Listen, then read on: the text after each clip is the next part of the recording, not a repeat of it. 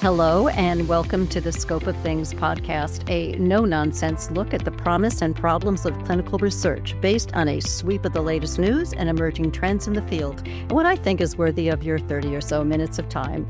I'm Deborah Borfitz, senior science writer for Clinical Research News, which means I spend a lot of time with my ear on the ground on your behalf, and a lot of hours every week speaking to top experts from around the world. Please consider making this your trusted go-to channel for staying current on things that matter, whether they give us hope or cause for pause. In a few minutes, I'll be speaking with Daphne Smyth, head of global regulatory programs for Veristat, about the goldmine of opportunities it has discovered in China. But first, the latest news, including the quantified financial value of risk-based quality management, a shingles vaccine for lowering dementia risk, a Parkinson's disease drug for treating depression, an AI framework for tailoring the treatment of kids with neuroblastoma, the link between hormonal birth control and brain health in older age, and Bayer's first ever strategic alliance with an academic medical center focused on clinical trials collaboration. Expert from Clue Points teamed up with researchers from the Tufts Center for the Study of Drug Development to publish peer-reviewed evidence quantifying the financial value of risk-based quality management, or RBQM. The study demonstrates RBQM-enabled clinical trials achieve up to 23 times the return on investment and 19% shorter phase durations, based on an analysis that combined real-world data from 18 oncology trials with proprietary oncology benchmarks. At the development program level, expected net present value gains range from $3.8 million in Phase 1 to $13.8 million in Phase 3. The largest contributor to the financial value, time savings. A new study finds that older adults who receive the shingles vaccine of GlaxoSmithKline after a stay in a skilled nursing facility were 24% less likely to be diagnosed with dementia within 4 years than those who were not vaccinated. The vaccine was first introduced to the U.S. market in 2017, replacing an older vaccine that earlier studies likewise linked to neuroprotective benefits. The latest study used the target trial emulation method, analyzing Medicare claims and electronic health record information from more than 500,000 adults. Vaccination translated to about 1 in 17 dementia cases potentially being prevented, but clinical trials will be needed to definitively credit the vaccine. A drug repurposing study in Sweden finds that a first-line treatment for Parkinson's disease shows promise in treating treatment-resistant depression, specifically as an add-on therapy for people debilitated by anhedonia and unable to enjoy things that they previously found meaningful or rewarding. The Parkinson's drug was linked to a positive effect on the brain's reward system and increased physical activity in everyday life, supporting the theory that it affects the dopamine system. Most study participants tolerated the drug well, and side effects, including sleep problems, nausea, and dizziness, could usually be managed by adjusting the dose. Using quantum mechanical concepts of superposition and entanglement, researchers in Utah have developed an AI framework to tailor the treatment of infants and young children with neuroblastoma to their entire molecular background to improve treatment selections and drug success rates in clinical trials. The approach finds relevant information in every layer of the data, including both the blood and tumors of patients, to make sense of millions to billions of molecular features and understand disease mechanisms and predict drug targets. Notably, the predictions of targets and outcomes were validated experimentally. An analysis of open-source data of neuroblastoma cases discovered 2 new predictors of patients' life expectancy in response to treatment that consistently outperformed standard biomarkers across tumor blood DNA and tumor RNA. Researchers at the University of Kansas have found a beneficial link between the use of hormonal birth control in young adulthood and brain health in older age, as well as a protective cognitive effect from estrogen-based hormone therapy used in midlife, thereby supporting its use during menopause. Women experiencing menopause at a later age and thus exposed to natural ovarian hormones for a longer period were also found to have a thicker cortex and multiple brain regions vulnerable to Alzheimer's disease. The research team is now actively recruiting patients for new menopause-related studies. And finally, Bayer has formed its first ever strategic alliance with an academic medical center focused on clinical trials collaboration. The partners include the University of Colorado Anschutz, UC Health, and Children's Hospital Colorado. The alliance is designed to improve clinical trial efficacy, expand efficiency, that is, expand patient access to investigational therapies, and advance new medical discoveries, with initial focus on research studies in oncology, cardiovascular disease, chronic kidney disease, neurodegenerative disease, cell and gene therapy, women's health, and ophthalmology. A phase 3 clinical trial for an investigational cellular therapy for advanced Parkinson's disease is an early example of the alliance's impact. As a reminder, links to the articles, studies, and press releases referenced in this month's news segment can be found in the show notes. It is now time for my chat with Daphne Smyth, Head of Global Regulatory Programs for Veristat, about her recent eye-opening experiences at Asia's premier biopharmaceutical and life sciences event. Welcome to the show, Daphne. I know listeners are going to be interested in hearing your perspective on China's scaling drug development efforts for European and North American markets. Thank you, Deb. It's my pleasure to be here, and thank you so much for inviting me. Well, thank you so much for being here. Okay, so earlier this year, on behalf of Veristat, you joined over 30,000 other people in Suzhou for BioChina 2026, after which the company began upping its game to accommodate the demand among Chinese companies to gain a foothold outside of China. I know the story of that visit has many fascinating and somewhat surreal twists and turns, but perhaps you could start us off with a picture of the situation in the 3 days you were in the exhibit hall. You're right. We had an incredible time. It was a real experience. We took advice from our current Chinese clients and took a booth at BioChina, like you say, without, to be honest, huge expectations. BioChina itself is a huge event. The attendees were mainly Chinese, and the focus of the conference was on Chinese development, with some focus on expansion into other markets, as well as a very strong focus from an exhibitor perspective on manufacturing. So we had a booth in the international section, which was quite small. So not very many other international CRO or companies even were represented. However, we were overwhelmed by the level of interest in our services, focused on helping companies get their products approved outside of China. We found the attendees genuinely interested in talking to us. We were on our feet at the booth for 3 days. The companies had very specific questions related to their development projects, from the need for agency interactions, route to marketing authorization, through need for GCP, GMP inspections. They were fascinated with the work we were already doing and are already doing for other Chinese clients. So altogether, we had a thoroughly engaging, active, and exhausting experience at BioChina. It sounds it. There was a language barrier. Sorry, Dave. That's okay. Go ahead. Language barrier? Yeah. Yeah, we did have a language barrier, obviously, because unfortunately I do not speak Chinese, but we overcame this with our brochure, business cards in Chinese, and some help from translator apps. So it was, again, like you say, fascinating experience. So much so, I could tell. Now, what about the city of Suzhou itself, famously known as the Venice of the East? Did you get a chance to roam and visit the locals much at all? We did, in spite of our 3 long days at the booth and talking to people. You got out.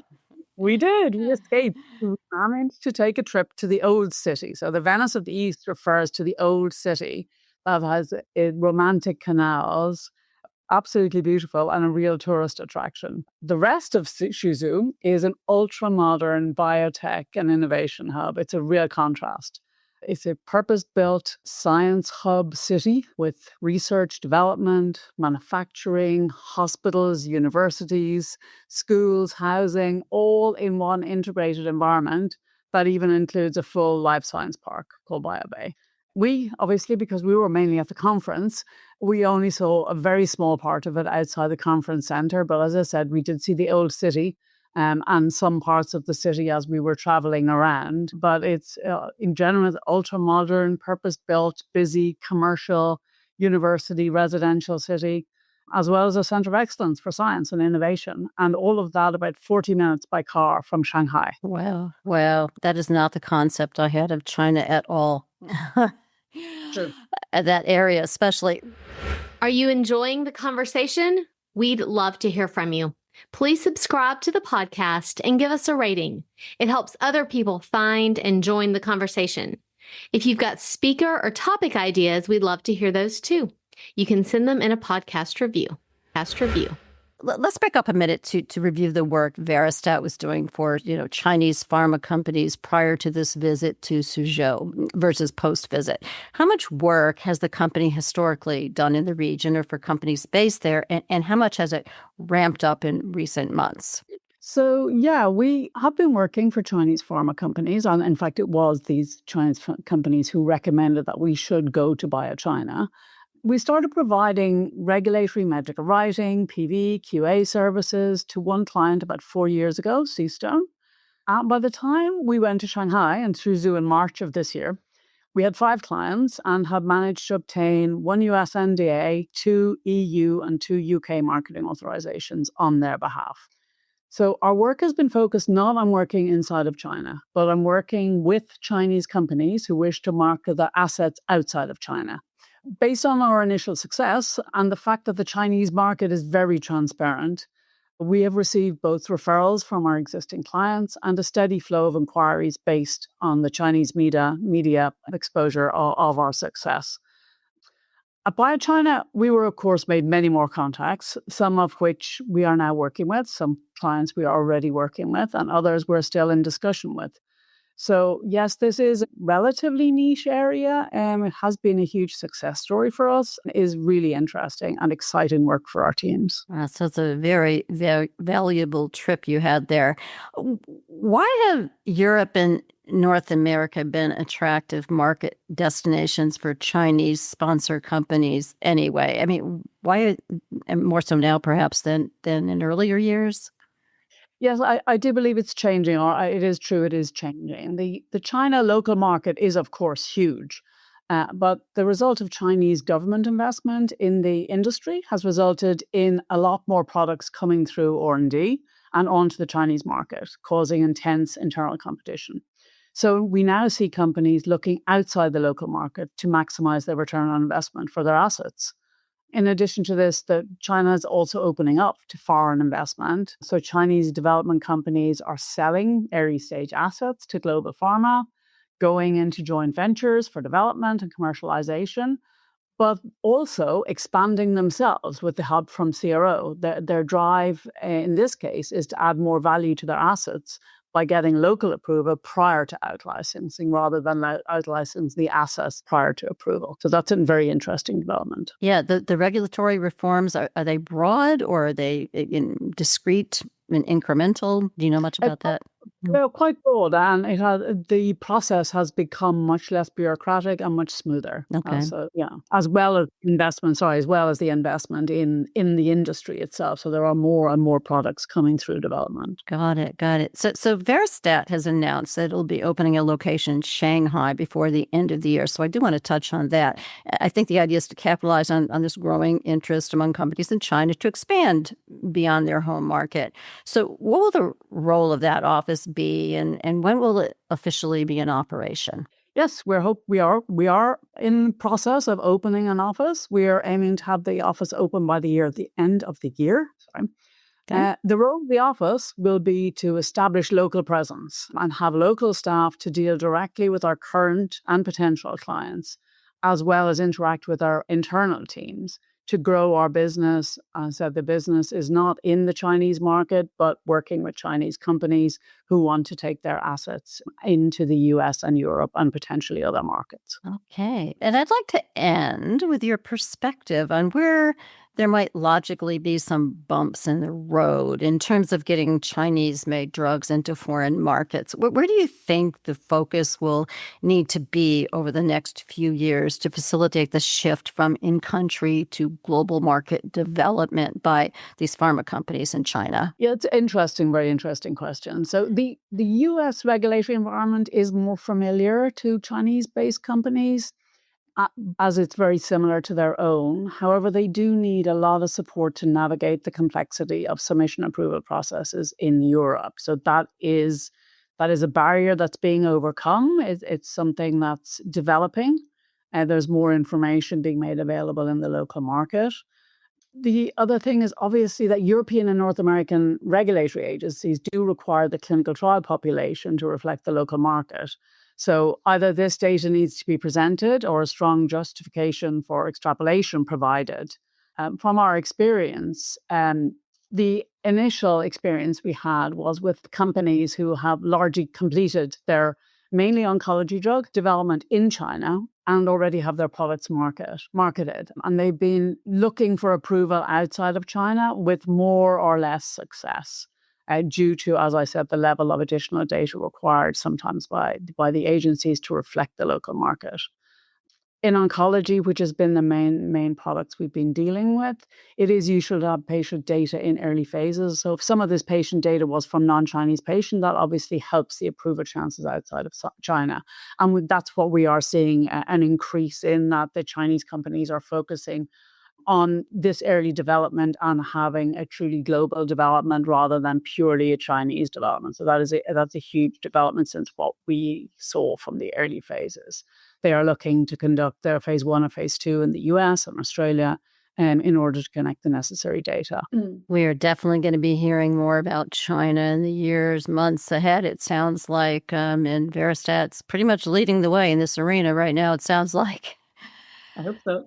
The world seems to just keep getting smaller, doesn't it, Daphne? As you've made plain, this the phrase "made in China" has sort of earned a respect that I think is long overdue.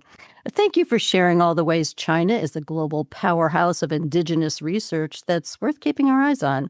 And thank you for taking the time to be on today's show. Really appreciate it. Thank you so much. It's been a pleasure, an exciting time to be involved in these developments, really, and to grow and develop with our clients. So thank you. You're welcome, and thank you for being on the show. And as always, a big thank you to everyone out there for listening in. If you're not subscribed to this podcast yet, please consider going to Apple Podcasts and doing so right now so you don't miss your monthly dose of news and perspectives you'll be hard-pressed to find anywhere else. And if you're up for it, I'd also be so very grateful if you leave a rating and review while you're there. One more thing before we go. I'd like to, if you like today's conversation, it's only a glimpse of what you can expect from Scope Europe presenters and panelists. Please plan to join us October 13th and 14th in Barcelona, when clinical operations executives will be exploring the latest trends in clinical trial innovation, planning, and operations.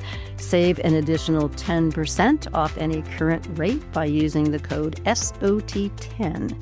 For more information, visit scopesummiteurope.com. Bye for now.